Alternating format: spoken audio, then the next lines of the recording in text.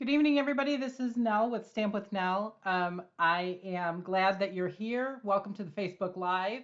This will also be posted on YouTube later. After the recording will be posted on YouTube. So if you're watching on YouTube or if you're watching on Facebook and you're a replay viewer, I really appreciate you coming and stopping by and watching my card presentation.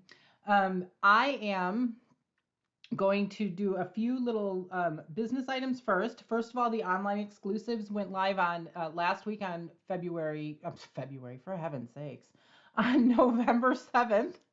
And so I wanted to show you two of the new online exclusives that I hadn't seen prior to them going live that I picked up for myself and to share with you. So the first one is of art and texture, and I don't. I'm hoping that the camera angle is pretty good. All texture, and you know how much I love texture. I kind of like little blobby things, and these are perfect. I've already stamped with them. They're beautiful. I love them. And then the softly said, these are large. Let me show you large um, sentiments, and they're that kind of not not grungy, but they're soft. They're kind of watercolory. So really looking forward to using these as well. So those are just two of the new online exclusives that I picked up when the that's those items went live. So check it out on my website. You can go to ntames, THAMES dot stampinup.net, Net, and you can check out the online exclusives there, or you can go to stampinup.com and just search for the online exclusive buttons. The other thing is really big news is there's a seasonal sale coming up. This is for only items in the annual catalog. That means it wouldn't apply to the mini catalog, which has most of the holiday items in it right now. But 10% off ribbon and trims, 15% off inks, which is going to include, as far as I know, includes all inks except bundles. So if you have, I believe the Stampin' Write markers, that big bundle pack, I believe that's not included. But otherwise, it's stamps and I'm sorry, ink is so blends. If you have some blends after the color refresh, if you need some new blends, if you need some new ink pads, this is a great time to get it. And then 20% off paper. Now remember, that's only paper that is in the annual catalog, but it does include cardstock. So that makes cardstock about $8 a pack. It's time to stock up. And I would be very honored if you would stock up using my host code. My host code is HPQC9 EAP. So right here in the corner, it'll stay there. It's also on every post of my blog. So my blog is Stamp with Nell. Remember, that's one L.com. So you can see the blog. Anytime the host code changes, it will automatically change on my blog. So you are using and getting the proper host code anytime you're on my blog. Don't forget that there is a $10 gift with any order of $50 or more from me. So once you place your order, I will contact you and you can tell me what you want that's $10 or less, and I will get it ordered for you. So that's my gift to you for ordering. If you're going to order $150 or more, please don't use my host code. You'll get Stampin' Rewards of your own, but you'll still get my $10 gift. So thank you very much, and let's move on to the cards. First of all, I want to show you this card. This card is on my blog today. It went live this morning. This bear here is from the Fluffiest Friends, I think. Fluffiest Friends. And the B items, this is also from the Fluffiest Friends. These are the dies. This is from the Be Mine Suite, which is coming in January. Fluffiest Friends is actually a online exclusive. That was a pre-order that I did. And so I made this card and it's on my blog. You can see the instructions on my blog. There's no video for that, but there's pretty detailed blog post. Today we are making this card. This card is actually for the Ink and Crew blog hop that goes live on Tuesday. So the instructions will be available on Tuesday. on my blog by 7 a.m. Central Time. 7 a.m. Central Time, yes. So this is the card that we're going to make together today. So you'll get a sneak peek by watching now. And this is a Slimline card, and I don't believe that Stampin' Up! Has any Slimline envelopes, so I just used an envelope that I got off of Amazon. This is basically a business size envelope. But I did the same things to this envelope that I would do to a smaller medium size envelope that Stampin' Up! Has. So this, and then here is the inside of my card. Let's see. These sentiments in this, this is the St. Nicholas stamp set. And I bought it specifically because I love the sentiments and I love the Santa. So there is that. That's the card we're going to make today. So let me show you the few more little things. Here is the St. Nicholas stamp set. Here again, the sentiments, just beautiful. I just love how pretty they are. The Santa is, he's just stunning. Lots of little details in him that you can, there we go, color or not color. I chose not to color the mailbox this time, but your choice. We're going to use nested essential dies. I have mine already put on my magnet card, but we're just going to use this one banner. And that's all we're using from here. So if you want to cut your own banner, you could absolutely do that. And then we're going to use stylish shapes. We're going to use 3 circles, this large one, and then the 2. So this would be, I guess, from the center, it's number 2 and 3 smallest, and then the second largest, or 2 and 3, and then 5. If you're counting from the inside out. Okay, and then finally, we're going to use the Christmas Tidings. Let me see if I don't have a colored piece of paper. The Christmas Tidings embossing folder. You know that I love a good embossing folder, and this is a really pretty one. What I like about it is it has words that go this way, and it's not directional. So you can use it a lot of different ways, and we're going to do that tonight. So, all right, let's get started here. So all of the cutting instructions will be on my blog on Tuesday. The post is pretty much completely written except for the instructions. And so we're just going to run through it now, and there we go. So I started with the Tradition of St. Nick Designer Series paper, and what I was looking for from the paper was I wanted a design that I wanted designs that were not directional. So you can see that I chose 3 different colors. I wanted a light color in the center. So let me rearrange these. A light color in the center, and then some bolder colors on the outside, or some different colors on the outside. And these are we're going to make the circles, the half circles with this. And I'll show you how to do that now. So we're going to take the paper trimmer, which has paper on it for some reason. And these are sticking to my paper. They're hard to move. Okay. This paper is really gorgeous. I don't know. You want to cut all those Santas out and just use them like crazy. So I wrote the size on the back of these, I think. No, not this one, apparently. So this one is approximately 1 3/4. So we're going to look for the center, of the approximate center. It doesn't have to be exact, and cut it in half. And we need 2 of each color. So 2 white, 2 red, 2 green. Actually, it's cherry cobbler and mossy meadow. So we're going to cut this in half. And I think my personal preference when I cut in half is to come from the bottom and push it up this way, so that I'm pushing the circle into the area of the trimmer that stabilizes it. So that's that. There's one piece. Let's do the other piece as well while we're here. And again, this particular paper is not directional, so it doesn't matter which way I turn it. There's that one. And then same thing with my colored cardstock. This one is, I know I measured. This is at about 1 1/4. So I just need to know that, so I know approximately where I'm going to try to push it. There is the red in half. This actually goes pretty fast if I stop talking. So if I stop giving you all the little details here. Another in half. And then there is David, can you, oh, never mind.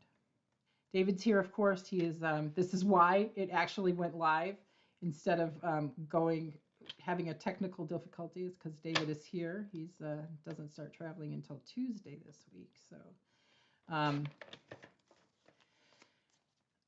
so again, cutting this one in half. Okay, there. If I stop talking, it goes a lot faster. So the idea is that we're going to make circles that go like this, and we're going to make them opposite of each other so that we can make that swirly circle. So this is how we're going to build our circles. Is we're going to put, so we're going to make some on the right and some on the left. Assuming when you think, and when you're, I'm talking right and left, I'm thinking, you know, if they were a full circle, then that's the right side or the left side of the. I actually did it wrong this afternoon, and I couldn't figure out why I couldn't get it together because I was not paying attention. Alrighty then. So this is how we're going to build our circles, and all we're going to do is glue them together with the best invention ever, liquid glue. So I am a huge liquid glue fan. Of course, right now I have two just on my desk. I have many. Whoops. That's why I love liquid glue. Actually, is because it gives me a little bit of wiggle room. There we go. And but then if I get too exuberant with it, then I have liquid glue everywhere, right? Okay. And so the idea is to fit it kind of in the corner. Whoop. Well, that didn't work very well. There we go. Okay, there's one. And then we're going to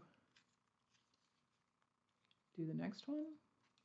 Not too much glue because, as you saw, then it gets a little slidey. And that's true of, you know, anytime you use glue. It's you don't want it, you want it to be there, you want it to adhere, you don't want it to be slidey. So here's this. And okay, so now this first one is done. Now we're going to come to this one. We're going to keep it on this right side with the, there we go, with the white in the center and the darks on the outside. I actually made, the first one I made with the white on the outside because I thought that was going to work better. And I do have that sample here. If I remember at the when I'm not gluing, I will show you that one so you can see the difference. It's completely your preference, but I think that the dark works better. When I was going back and looking at other samples, the dark works better. All right, almost there. This might be the most time-consuming part of the whole. Oh, you know what? I don't see my ribbon. Oh, that might be a problem. I'm going to have to go cut a piece of ribbon. So I did, so now it's going to lay like this on my cardstock. So here's a piece of cardstock. And again, since this is a slimline card, it's cut at the actual card base is going to be 8.5 by 7, scored at 3.5. So that so then your next layer, which would be my next layer, which would be this mossy meadow, is going to be then let's see, 6 3/4 by 8 1/4, and then this then the top panel and the inside panel, they're both the same size, is going to be 6.5 by 8. So those are that'll be your sizes. All right, so sticking to my fingers again, not because of the glue, it's just because it's staticky in here or something. So the idea is to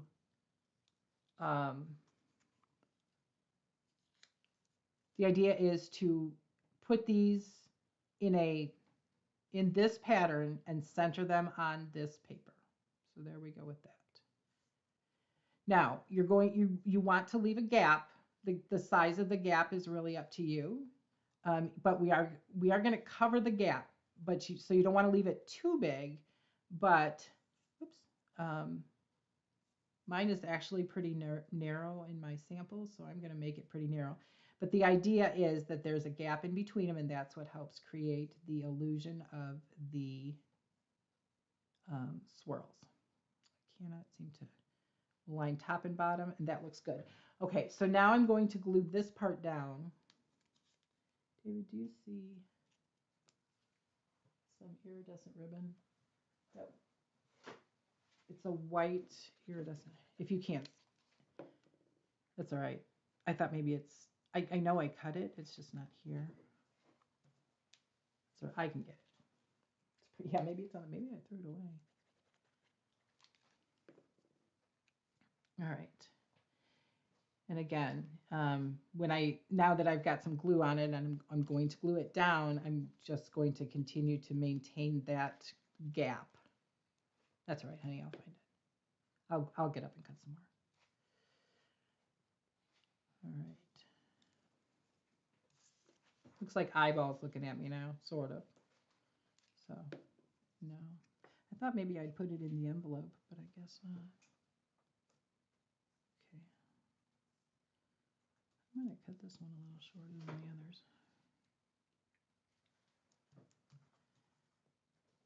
Okay. All right, let me get some ribbon.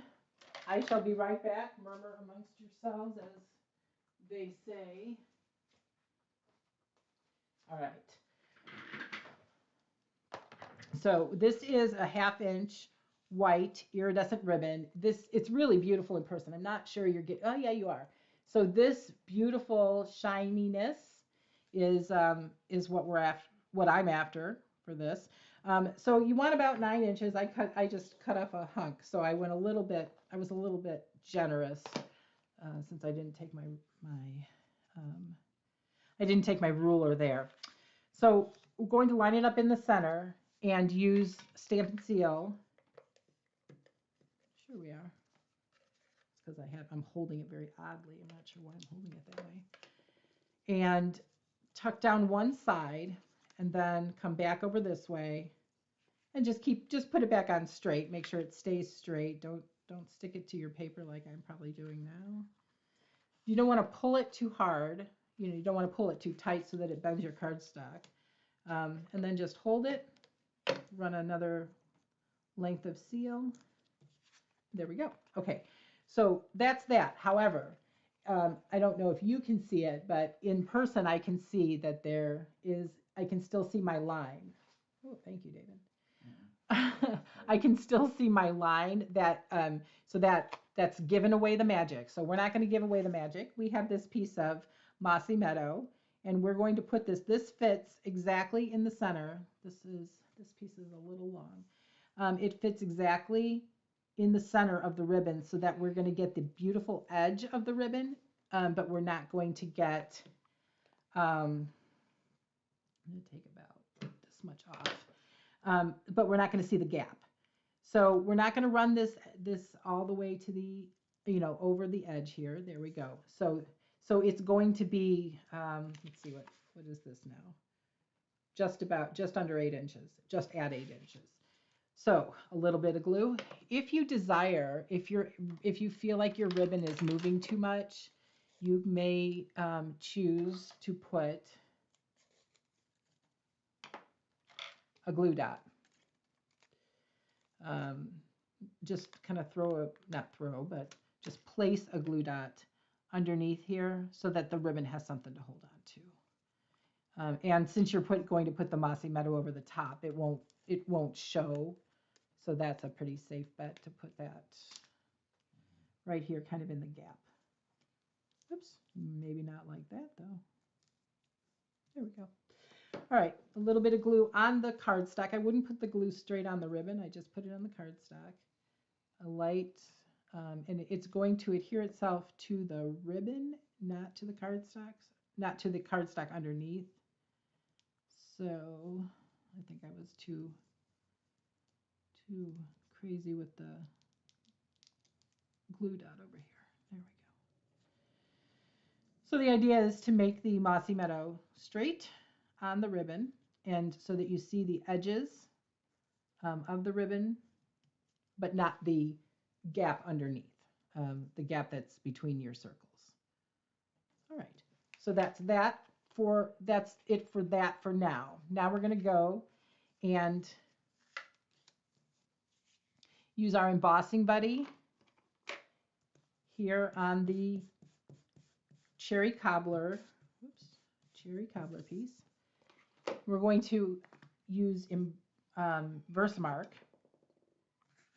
and stamp the sentiment in Versamark. Now Versamark is sticky, so when we put our embossing powder on the Versamark, it will stick to the.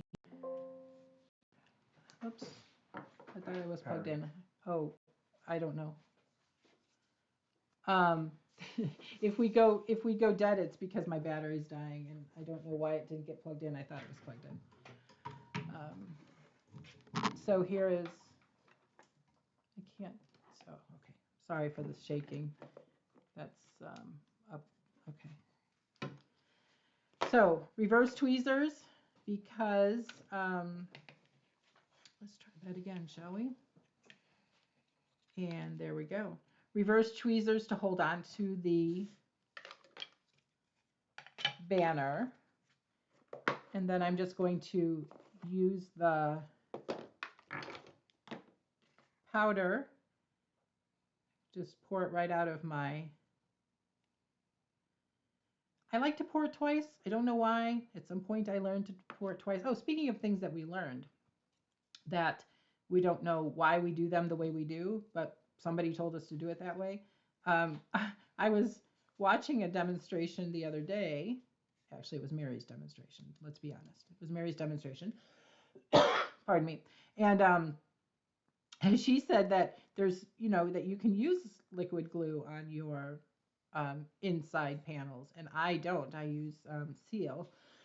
Excuse me. I think I inhaled some of that embossing stuff.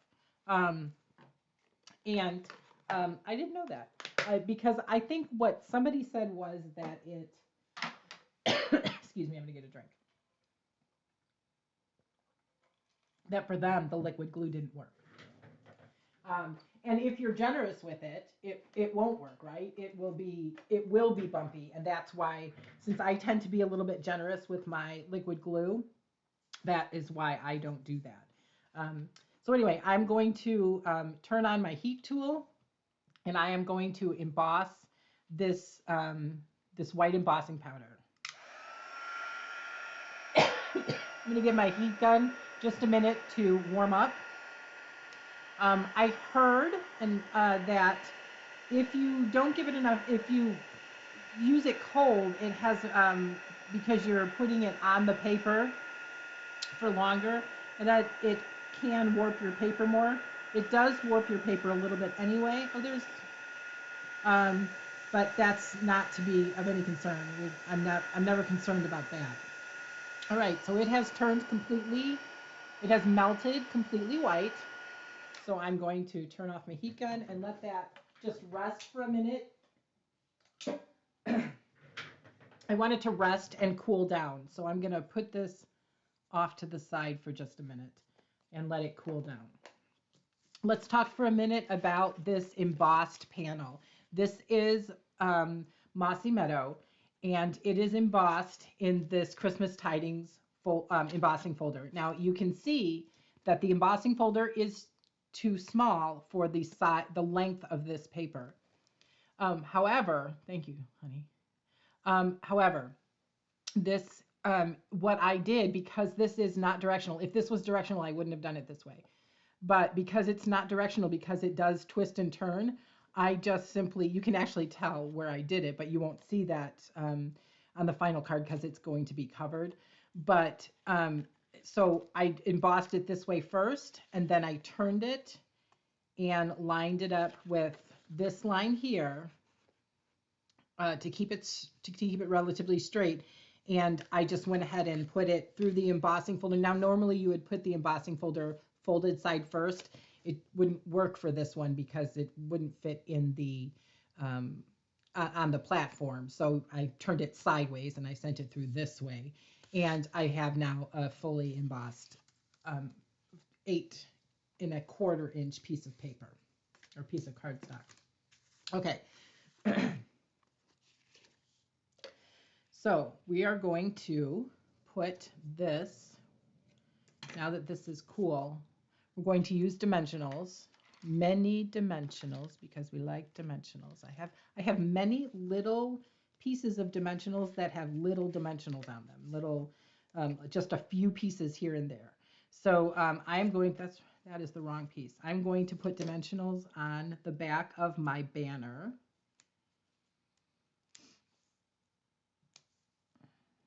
And, you know, this never fails to as much as it fails when I try to do it when people are watching me. I don't know why that is.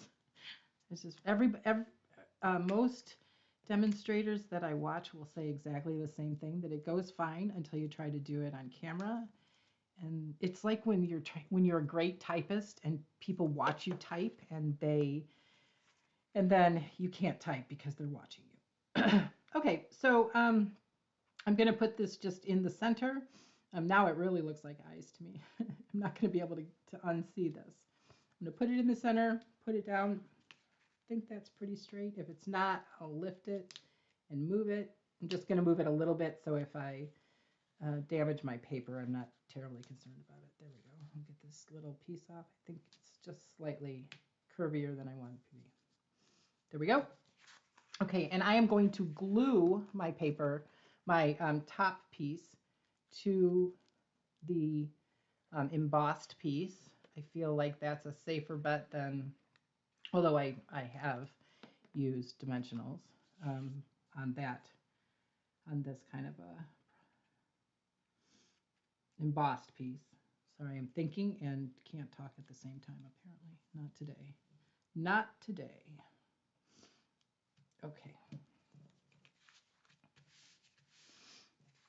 And then now I am going to use dimensionals again.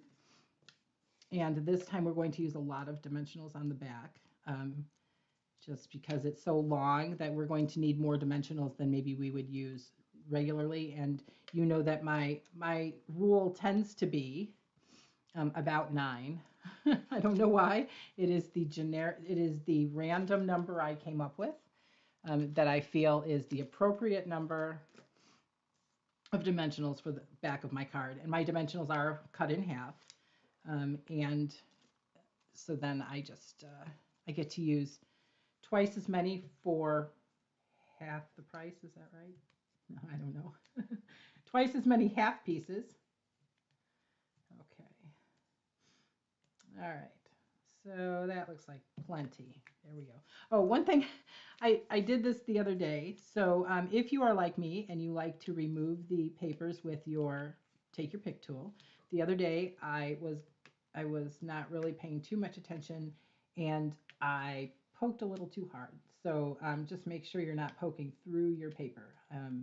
That's the first time I've done that in the years that I've been stamping. It's the first time I didn't even poke all the way through it, but it was enough that I wanted to make sure I mentioned it. Okay, and now we're just going to line up the corners and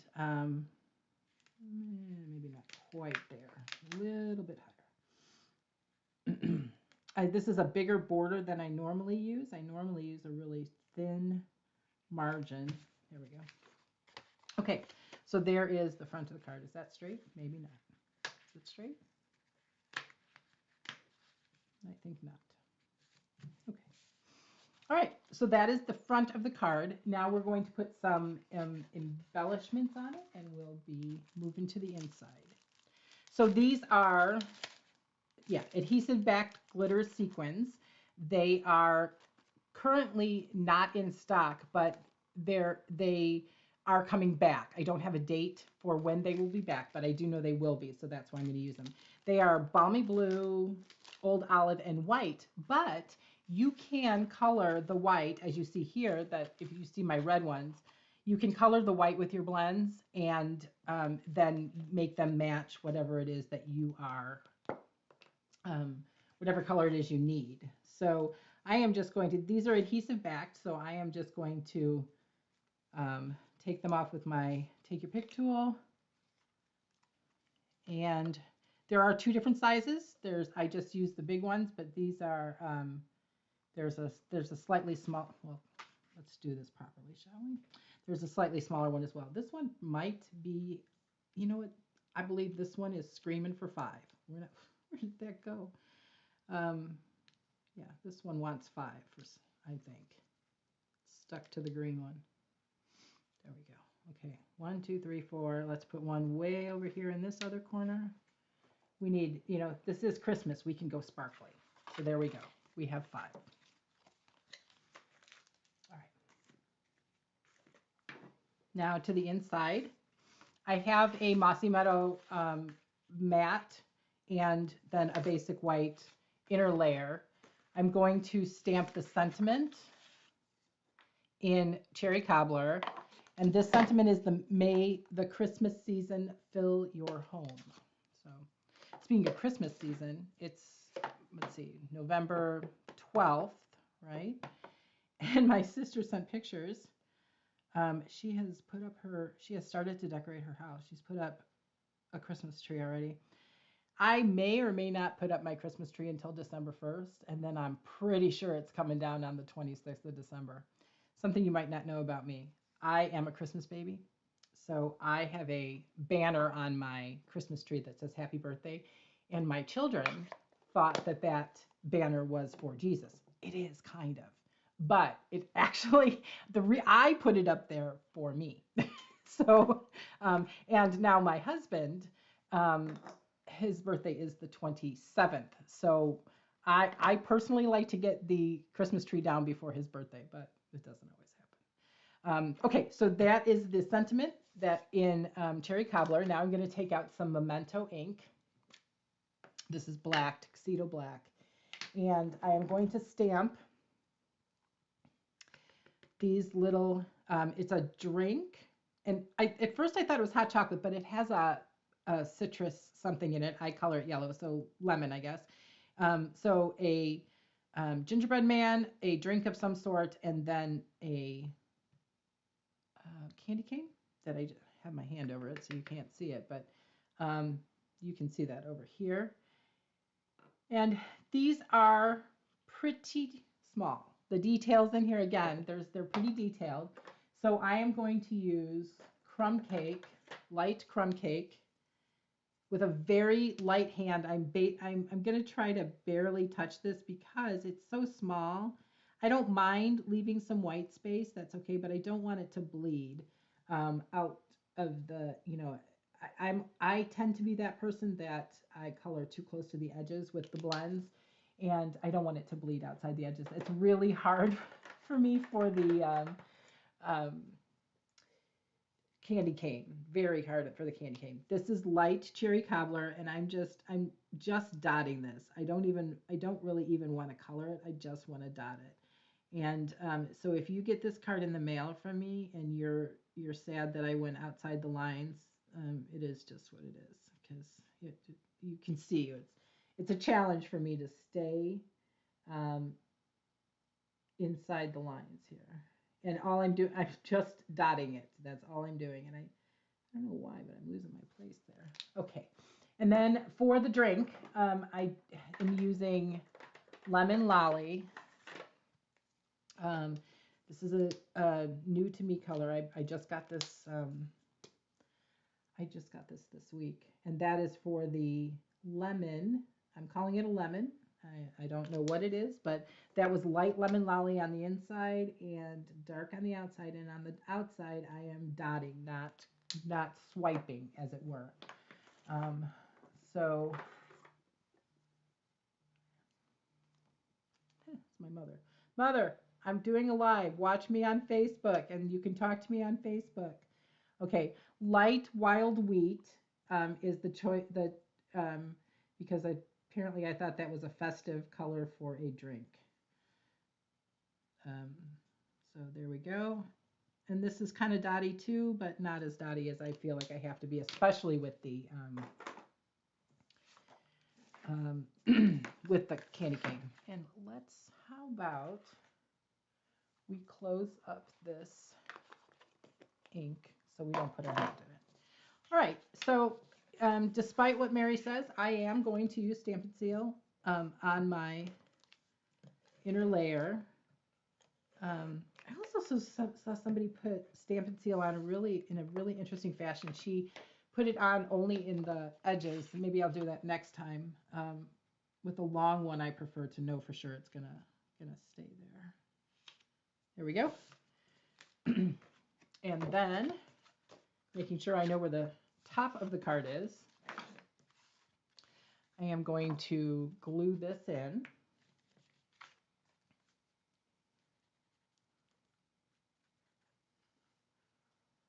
And just around the edges, to be quite honest, around the edges, if that's where you glue, that's probably going to be okay if you use glue on your inner layer, your white layer adhering before you adhere it to the mat. I am not, that does not go there. I am not necessarily that careful with the glue, so I use the seal. So that's it. So the card is actually finished. Now we're going to do the envelope. That is the done envelope. Where is the not done envelope now? Here it is. All right, so I cut the envelope flap is going to go this way. We want it to be right side up. Oh, I see. I should have looked at this.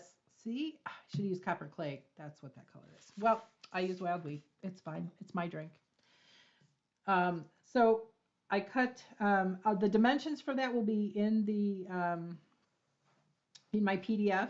I think it's about 9.5, 9.25 wide. Yes, wide, and about an inch and a quarter tall. All right, and I think I already said this, but Stampin' Up! Doesn't have a slimline envelope that I know of. This will fit in the business size. I think it's the number 10 envelope. So if you have those already at home, don't, I'm pretty sure that's, oh, sorry, I'm not using my snips because this is so long. I'm just using bigger scissors. But same fussy cutting, whether you have big scissors or little scissors. All right, and then I am going to stamp. This time I'm going to do it in cherry cobbler because why not? I stamped it in black in my sample, but we're going to do it in cherry cobbler. Oop, that's a little generous. My cherry cobbler is very juicy, so let's stamp that off to make sure it's not going to be blobby. And there we go. This is really cute. This is a mailbox. So cute. I think the Santa is just beautiful. So, but we didn't use the Santa today. Not today, but maybe later this week. I have another Christmas card coming on Thursday, I think. It's Christmas colors. I haven't designed it yet, so I don't know what it's going to look like. Well, I have kind of designed one. I'm not sure if I like it for Christmas. I think maybe it's too dark. But this is it. This is my so this is my Christmas card for the Ink and Crew blog hop that goes live on Tuesday the 14th. Don't forget that Tuesday the 14th is the start of the seasonal sale. It's only the 14th, 15th, and 16th. So you don't want to wait until the very last minute. First of all, because it's possible that some things could sell out, I suppose. But if you need to stock up on something, please make sure that you use my host code, which has been on the screen, thanks to my producer husband. And I think that's it. So thank you very much for watching. If you are watching on YouTube, or if you're watching the replay on YouTube, since I don't go live on YouTube yet, if you would like and subscribe to my videos and check the little bell to receive all notifications when a new video is uploaded, I would really appreciate that. That would help me greatly. It has something to do with the analytics. I can't go live on YouTube until I have a certain number of viewing hours, and so I appreciate every time somebody goes to YouTube and views a video. So thank you very much for joining me today. David and I are going to go have dinner, and and David and I are going to go have dinner, and I wish you a blessed evening and have a great week. And I will see you next week, Sunday at 7 p.m. Central Standard Time for another card. Thanks so much. Have a great day.